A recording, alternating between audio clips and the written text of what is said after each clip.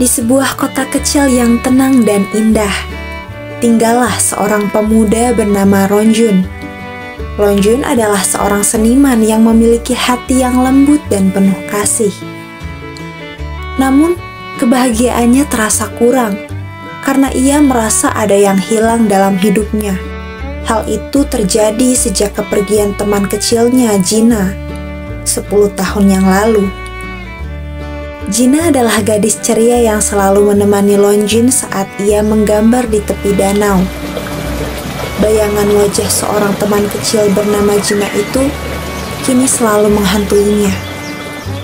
Sebagai teman kecil yang tumbuh bersama di kampung halaman yang sama, Rongjun dan Gina selalu bersama. Mereka adalah pasangan kecil yang tak terpisahkan. Seiring dengan perasaan mereka yang perlahan berubah menjadi cinta, namun saat itu keduanya masih terlalu muda untuk memahami perasaan cinta itu sendiri. Dan Rongjun kecil tahu sebuah sebutan untuk laki-laki dan perempuan yang bersama. "Apa itu, Ren?" tanya Gina kecil. "Pacaran." Dengan wajah yang ceria, Renji menjawabnya.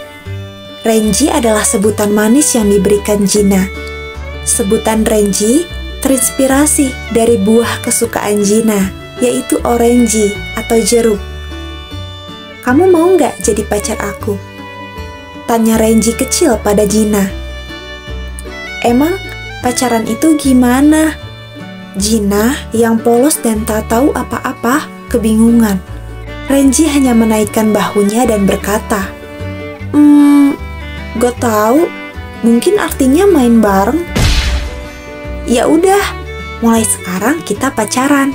Dengan polosnya, Renji dan Gina pun berpacaran. Namun pada suatu hari, Gina tiba-tiba pergi tanpa jejak.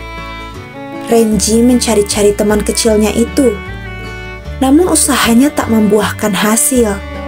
Hingga pada akhirnya, Renji beranjak dewasa dan menyadari bahwa ia jatuh cinta pada Gina. Ia menyesal karena tidak menyampaikan perasaannya pada Gina saat masih ada di sisinya dulu. Suatu pagi, Rongjun terbangun dengan perasaan yang aneh dan menggelitik di hatinya. Sepertinya ada yang mengajaknya untuk kembali ke masa lalu.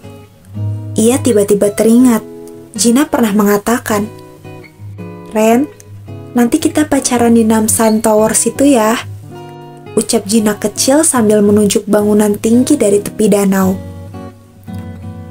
Ingatan ini seolah memberinya petunjuk untuk menemukan jejak teman kecilnya yang hilang itu. "Wah, gila sih. Gue baru ingat kalau kita pas kecil itu pacaran. Dan belum putus sampai sekarang," ucap Renji dalam lamunan. Kemudian ia mengambil handphonenya dan membuka TikTok. Ia menyalakan kamera dan merekam video dirinya sendiri. "Please TikTok, do your magic. Gue nyari orang namanya Gina. Dulu pas SD kita pacaran dan dia pindah rumah tiba-tiba. Tapi kita belum putus. Keluar lo Gina, lo masih jadi pacar gue." Renji ngepost videonya itu. Rongjun membuka album foto lamanya, mencari jejak kenangan bersama Gina. Saat melihat foto-foto mereka berdua, perasaan cinta yang lama terpendam kembali memenuhi hatinya. Ia bertekad untuk menemukan Gina. Tak peduli berapa lama dan berapa usaha yang harus ia lakukan. Rongjun kembali mengambil handphonenya dan mengambil beberapa foto di album lamanya bersama Gina. Ia juga mengunggah foto kecilnya bersama Gina di aplikasi TikTok. Setelah beberapa jam, video TikTok yang diunggah Renji tiba-tiba meledak dan mendapati banyak sekali komentar, cinta, dan pengikut baru. Beberapa pesan chat juga masuk di akunnya. Ia terkejut senang dan tak percaya ketika mendapati pesan bahwa ada orang yang mengenal Gina. Sebut saja dia Jisung. Menurut penuturannya, Gina adalah mahasiswa satu kampus dengan Jisung yang berada di kota Seoul, berada jauh dari kampung Renji saat ini. Namun Jisung hanya mengetahui sekilas, karena hubungannya hanya sebatas adik tingkat dan kenalan saja. Lonjin memulai pencariannya dengan bertanya kepada teman-teman Jina lainnya yang satu jurusan. Ia mencari lewat Instagram teman-teman satu jurusan Jina yang diberitahu oleh Jisung. Sebab Jina tidak bermain media sosial, bahkan kontak WhatsApp-nya saja sangat langka untuk didapatkan. Beberapa di antaranya mengatakan bahwa Jina pergi untuk mengejar mimpinya menjadi seorang penulis, sehingga ia lebih fokus untuk mulai menulis karyanya di perpustakaan ataupun melihat inspirasi dari kondisi nyata dalam kehidupan. Namun, ada juga yang mengatakan bahwa Jina mungkin sedang memiliki banyak pikiran terkait kondisi ekonominya, karena Jina beberapa kali terlihat kerja part-time di sebuah minimarket dan mengambil beberapa kelas sebagai guru bimbel, tutur teman Jina yang Renji temui melalui Instagram. Setiap harinya, Renjun mengunjungi tempat-tempat yang pernah mereka kunjungi bersama. Ia mengenang masa-masa indah itu dan kemudian memutuskan untuk pergi ke Seoul dan kampus tempat di mana Jina menuntut ilmu. Selama pencariannya, Lonjin bertemu dengan teman-teman Jina yang ia hubungi melalui Instagram sebelumnya. Mereka mengungkapkan bahwa sebenarnya mereka sudah memberitahu Jina bahwa ada seorang pria yang mencarinya. Jina juga bercerita tentang alasan saat ini dia tidak bermain media sosial dan sulit untuk dihubungi. Handphonenya telah hilang sekitar 2 minggu lalu. Untuk membeli handphone yang baru sangat tidak mudah baginya, karena saat ini kondisi ekonomi keluarganya sedang berada di bawah. Teman Jina memberitahu Renji bahwa ia sekarang bisa menemui Jina di halaman depan perpustakaan. Jina masih asyik memantau sekitar untuk inspirasinya menulis. Lonjin akhirnya menemukan jejak Jina yang mengarah pada sebuah taman hijau di depan perpustakaan. Tanpa ragu, ia berjalan mendekat ke arah di mana Jina menatap lembut suasana di hadapannya itu. Langkah kaki Lonjin terhenti, membuat fokus Jina terarahkan pada suara langkah kaki yang mendekat itu. Sekarang di hadapan Lonjin berdiri seorang wanita yang selama ini ia cari. Renji? Gumam Jina terkejut melihat Lonjin. Lonjin tersenyum lembut. Gue cari lo satu dunia. Jina terisak tapi bibirnya menahan senyuman. Mana ada satu dunia? Lo gimana bisa tahu gue di sini? Dengan wajah sumringah senang, Jina melihat Renji. Renji meraih tangan Jina.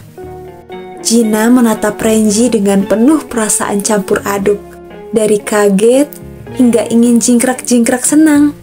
Gue kangen sama lo, Ren. Gue kira lo udah lupain gue.